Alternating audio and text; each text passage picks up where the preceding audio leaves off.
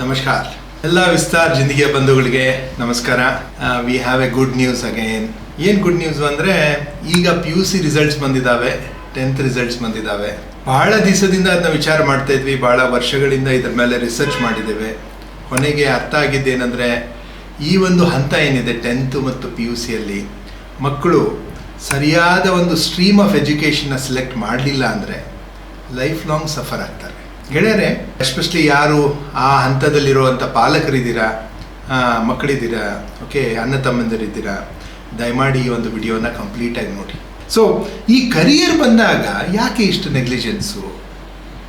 ಯಾಕೆ ಹೇಳ್ತೀರಾ ಮಹೇಶ್ ಸರ್ ಹಿಂಗೆ ನೆಗ್ಲಿಜೆನ್ಸ್ ಅಂತಂದರೆ, ನಾವು ಹೆಂಗೆ ಡಿಸೈಡ್ ಮಾಡ್ತಾರೆ ಇವತ್ತಿನ ಕರಿಯರು ಅಂದರೆ, ಸುಮ್ಮನೆ ಚಾ ಕುಡಿಲಿಕ್ಕೆ ಕೂತಿರ್ತಾರೆ. ಏನಪ್ಪ ನಿನ್ನ ಮಗನಿಗೆ ಏನು ಮಾಡಿಸ್ತೀಯಾ ಅಂತ ಕೇಳ್ತಾರೆ. ಇಲ್ಲಪ್ಪ ನನ್ನ ಮಗನಿಗೆ ಹಿಂಗೆ ಮಾಡಿಸ್ಬೇಕಾದ್ರೆ ಮಾಡಿದ್ದೇನೆ, ಅಲ್ಲಿ ಹೇಳಿದ್ದೇನೆ, ಆಲ್ರೆಡಿ ಒಬ್ಬರಿಗೆ ಇನ್ಫ್ಲುಯೆನ್ಸ್ ಮಾಡಿ ಒಂದು ಸೀಟ್ ಕೊಡ್ತೇನೆ ಅಂದಿದ್ದಾರೆ, ಅದಕ್ಕೆ ಟ್ರೈ ಮಾಡಲೇ ಮಾಡ್ತಾ ಇದ್ದೇನೆ ಅಂತ. ಏಯಪ್ಪ ನನ್ನ ಮಗಳಿಗೆ ಒಂದು ನೋಡ್ಬಿಡೋ, ಅವಳಿಗೂ ಅಲ್ಲೇ ಹಾಕ್ಬಿಡೋಣ.